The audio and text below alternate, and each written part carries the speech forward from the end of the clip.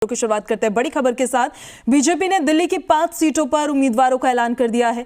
मनोज तिवारी उत्तर पूर्वी दिल्ली से चुनावी मैदान में होंगे, तो पूर्व विदेश मंत्री सुषमा स्वराज की बेटी बांसुरी स्वराज को टिकट दिया गया है नई दिल्ली से। बीजेपी की पहली लिस्ट में दिल्ली से जिन 5 उम्मीदवारों के नाम हैं, उनमें से चांदनी चौक से प्रवीण खंडेलवाल, नॉर्थ ईस्ट दिल्ली से मनोज तिवारी, नई दिल्ली सीट से बांसुरी स्वराज, पश्चिमी दिल्ली सीट से कमलजीत सहरावत और दक्षिणी दिल्ली सीट से रामवीर सिंह बिधूड़ी शामिल हैं। दिल्ली में लोकसभा की 7 सीटें हैं और पिछले चुनाव में सभी 7 सीट बीजेपी ने जीती थी। नई दिल्ली सीट से मीनाक्षी लेखी, चांदनी चौक से हर्षवर्धन, दक्षिणी दिल्ली से रमेश बिधूड़ी और पश्चिमी दिल्ली से परवेश वर्मा सांसद थे। इनके टिकट काटे गए हैं। इनकी जगह पर नए चेहरों को मौका दिया गया है। वहीं दिल्ली से बीजेपी के लोकसभा उम्मीदवारों ने टिकट मिलने के बाद पार्टी का आभार जताया है। बीजेपी उम्मीदवारों ने कहा है कि वो अपनी अपनी सीट जीतकर पीएम मोदी के 400 पार के नारे को साकार करेंगे। मुझे पूरा विश्वास है दिल्ली की जनता 2024 में जीत के सारे रिकॉर्ड हमारे 7 सांसदों के लिए जीत के सारे रिकॉर्ड तोड़ेगी और अब यहीं से 24 और 25 दोनों दिल्ली की जनता पूरी तरह से दोनों चाबी नरेंद्र मोदी जी को देने वाली है। जनता का अटूट विश्वास है मोदी जी की गारंटी पर, क्योंकि मोदी की गारंटी पूरी होने की गारंटी है, सुशासन का आश्वासन है। और इसीलिए मैं जानती हूं कि फिर एक बार मोदी सरकार, अब की बार 400 पार। मोदी जी की गारंटी है कि जब वो तीसरी बार प्रधान सेवक बनकर आएंगे तो भारत की अर्थव्यवस्था को वैश्विक पटल पर तीसरे नंबर पर लेके जाएंगे। भाजपा का बहुत छोटा सा कार्यकर्ता बड़ी जिम्मेदारी पर भी लाया जा सकता है। ये बात प्रधानमंत्री श्री नरेंद्र मोदी ने और भाजपा नेतृत्व ने साबित की है और हम सब उनकी आकांक्षाओं पर खरे उतरेंगे। चांदनी चौक की सीट रिकॉर्ड मार्जिन से जीतेंगे। अब की बार 400 पार। मुझे उम्मीद नहीं थी। मैंने आप सही कहो तो मेरे लिए सपने के बराबर है और भारतीय जनता पार्टी में इस तरह कार्यकर्ताओं को चुना जाता है, ये हम देखते हैं, समझते हैं। लेकिन आज मेरे साथ ये अनुभव होगा तो आप समझ सकते हैं कि मेरे लिए तो सपना पूरा होने के बराबर है। प्रधानमंत्री जी हर घर से, हर व्यक्ति से सजेशन लेने की जो एक हमारी, आपको पता है कि अगले हफ्ते से कार्यक्रम शुरू होने वाला है, तो मुझे लगता है कि ऐसे नेतृत्व का जिसके विश्वास, आप ये कहिए कि जनता का विश्वास उनके ऊपर है, तो मुझे लगता है कि इसमें बहुत ज़्यादा चुनौती नहीं है। लेकिन चुनाव है, हम उसको पूरी मेहनत से लड़ेंगे और हमारी पार्टी ने जो अपेक्षाएँ हमसे रखी हैं हम उसको पूरा करेंगे। ज्यादा जानकारी के साथ जी मीडिया संवाददाता आदित्य प्रताप सिंह हमारे साथ लाइव कनेक्टेड है। सीधे आदित्य के पास ही आपको लिए चलते हैं। आदित्य, 5 सीटों पर उम्मीदवारों के नामों का ऐलान फिलहाल किया गया है। केवल उत्तर पूर्वी दिल्ली से मनोज तिवारी को छोड़कर सारे जो सिटिंग सांसद है सबके टिकट काट दिए गए हैं। क्या संदेश देना चाहती है बीजेपी? बिल्कुल, देखिए, बहुत स्पष्ट संदेश है कि कहीं ना कहीं जिस तरीके से लगातार ये बात हो रही थी कि मंडल, बस्ती और जो पन्ना प्रमुख जैसी व्यवस्था है, वहाँ से जिस तरीके के फीडबैक आए, उसके बाद बीजेपी ने बड़ा निर्णय लिया। और आप देखिए, जिनके जिनके सीट कटे, वो टिकट कटे, वो सब एक अपने आप में बड़े नाम थे। चाहे वो डॉक्टर हर्षवर्धन रहे हों या इसके अलावा प्रवेश साहिब सिंह वर्मा रहे हों, सब अपने आप में एक बड़े नाम थे।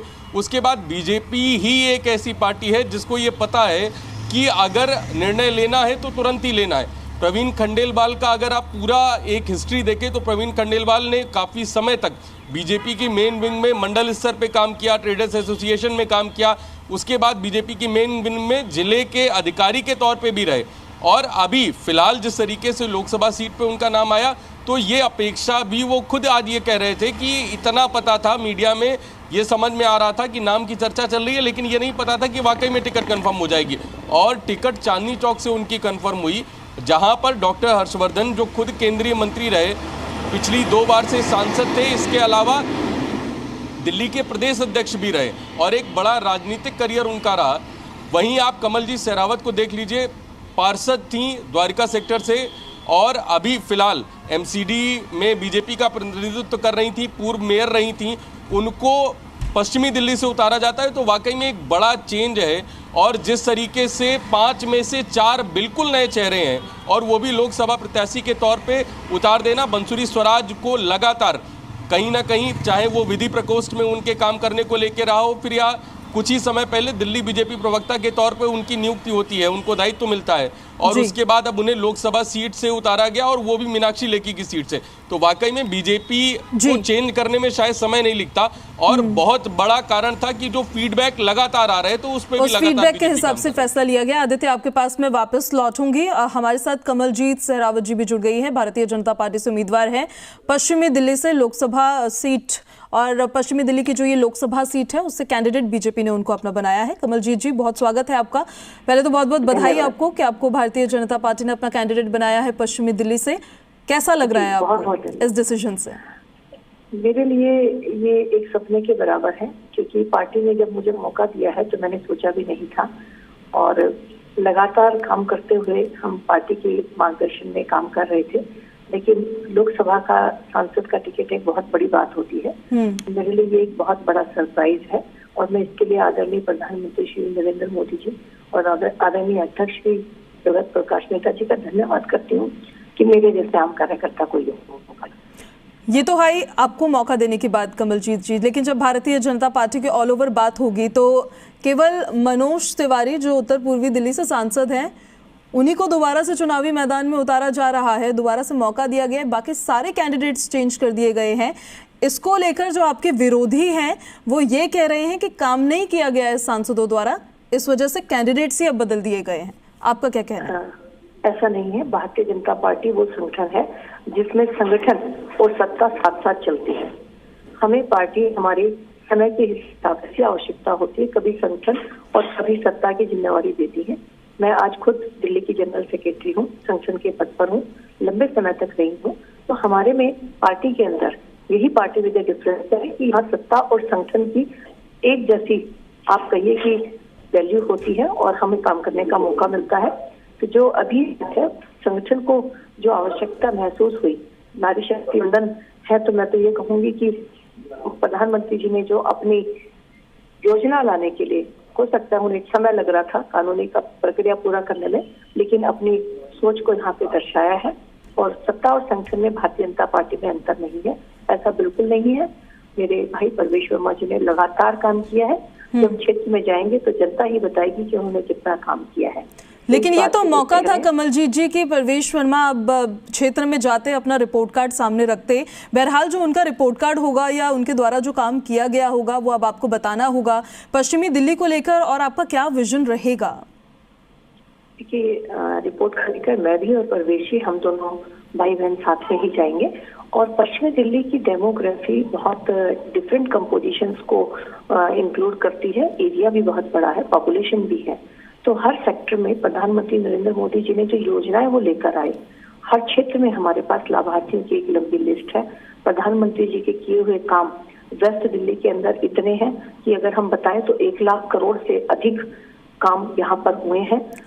आप जब देखेंगे वेस्ट दिल्ली के अंदर, तो जब ये काम लेकर हम जाएंगे और परवेश जी ने इन कामों को जैसे बढ़ाया है, तो मुझे लगता है जो विरोधी आज कह रहे हैं उनके पास कोई जवाब नहीं होगा। एक आखिरी सवाल कमलजीत जी मेरा आपसे ये है कि भारतीय जनता पार्टी मोदी ब्रांड को लेकर हर इलेक्शन में आगे बढ़ती है।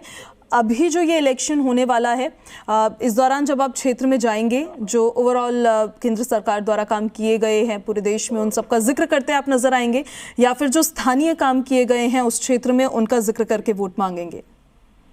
देखिए, सबसे बड़ी बात है 2014 का जो संकल्प पत्र था उसमें जो वादे किए थे उसमें 90% से अधिक मोदी सरकार ने पूरे किए।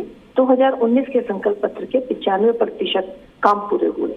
और 2024 का जो संकल्प पत्र है उसको प्रधानमंत्री नरेंद्र मोदी जी आम जन की सलाह लेकर बना रहे हैं, सबसे सुझाव मांगे जा रहे हैं और उन सुझावों के आधार पर ही ये संकल्प पत्र बनेगा। तो जब हम क्षेत्र में जाएंगे तो पिछले हुए कामों की रिपोर्ट कार्ड होगी और अगले जो संकल्प पत्र में जब लोगों की राय होगी तो उन्हें लगेगा कि उनका ही संकल्प पत्र है। मोदी जी जिसको आप एक ब्रांड कह रहे हैं, वो ब्रांड तब स्थापित हुआ है जब उनके कामों की जिसका वो शिलान्यास करते हैं उसका उद्घाटन करते हैं, ये हमने होते हुए देखा है। तो वो ब्रांड अपने आप में पहले से ब्रांड नहीं था। उनकी जब वो आए हैं पीएम के रूप में तो उन्होंने अपने कामों से भारतीय जनता पार्टी के हर कार्यकर्ता को हौसला दिया है। और आज भारतीय जनता पार्टी जो ब्रांड बनी है प्रधानमंत्री नरेंद्र मोदी जी की अगुवाई में, अगले संकल्प पत्र में दिल्ली और पूरे भारत का विकास नजर आएगा। ठीक है, बहुत शुक्रिया कमलजीत जी आपका हमारे साथ जुड़ने के लिए, इन सवालों का जवाब देने के लिए। हमारे सहयोगी आदित्य हमारे साथ लगातार बने हुए हैं। आदित्य, केवल उत्तर पूर्वी दिल्ली को छोड़कर बाकी सारे कैंडिडेट्स, सारे सांसद जो हैं उनके टिकट कटे हैं। अब ऐसे में जो भारतीय जनता पार्टी का सामना है वो इस बार INDIA अलायंस से होने वाला है, जिसमें कांग्रेस और आम आदमी पार्टी गठबंधन में चुनाव लड़ने जा रहे हैं। किस तरह की टक्कर देखने को मिल सकती है इस बार? बिल्कुल, देखिए पूजा, कहीं ना कहीं ये बिल्कुल सही सवाल है कि जिस तरीके से इस बार टक्कर सीधे सीधे दो राजनीतिक दलों में है, जिसमें एक इंडी गठबंधन है और दूसरा भारतीय जनता पार्टी है। भारतीय जनता पार्टी के सामने बड़ी चुनौती है कि पिछली बार जिस तरीके से 7 सीटें लगातार 2 लोकसभा चुनाव में, सातों की सातों सीटें जो हैं वो भारतीय जनता पार्टी के झोली में आ रही थी। इस बार उतना ही मुश्किल होगा क्योंकि विधानसभा चुनाव भी कुछ समय बाद हैं, ऐसे में MCD चुनाव कुछ समय पहले हुए हैं। तो जिस तरीके से टिकट में फेसेस भी चेंज हुए हैं, कहीं ना कहीं एक बड़ा, जो आपने एक बात भी कही थी कि क्या मोदी के फेस पे ही ये चुनाव होने वाला है, तो वाकई में कहीं ना कहीं एक बड़ा जो एक सिस्टम है वो मोदी का फेस रहने ही वाला है। लेकिन जिस तरीके से जो फीडबैक्स लिए गए, लगातार जो वीरेंद्र सचदेवा प्रदेश अध्यक्ष हैं वो लगातार बूथ स्तर की बैठकें करना, पन्ना प्रमुखों को तय करना, या जो बीजेपी का एक बड़ा तंत्र, क्योंकि बीजेपी वाकई में इलेक्शन मशीनरी जिस तरीके से काम करती है, चाहे वो संगठन मंत्री हो हर जिले स्तर पर या विधानसभा स्तर पर संगठन मंत्रियों का तय किया जाना हो, तो वाकई में बीजेपी भी उतनी मेहनत कर रही है। और इंडी गठबंधन के लिए इस समय डबल पावर का विषय है, क्योंकि जो कोर वोटर्स हैं कांग्रेस के, आम आदमी पार्टी के, वो दोनों इस समय एक साथ हैं। तो वाकई में मजेदार होगा। दिल्ली की 7 सीटों पे मुकाबला, 2 सीटों पे घोषणा होनी बाकी है। मनोज तिवारी के लिए भी एक बड़ा चैलेंज होगा, तीसरी बार से प्रत्याशी चुने गए हैं। ऐसे में उसी मार्जिन के साथ दोबारा जीत के आना कमलजीत शेरावत को भी अपने आप को प्रूव करना पड़ेगा। प्रवीण खंडेलवाल बड़े लंबे समय तक व्यापारियों के बीच में काम किए। चांदनी चौक एक बड़ा हब है व्यापारियों का, और वहां पर कहीं ना कहीं एक अच्छा होल्ड प्रवीण खंडेलवाल का बताया जाता है। और आज प्रवीण खंडेलवाल ने जी मीडिया से बात करते हुए कहा भी कि व्यापारी भी एक बड़ा वोटर है और व्यापारियों को केवल व्यापारी ना समझा जाए।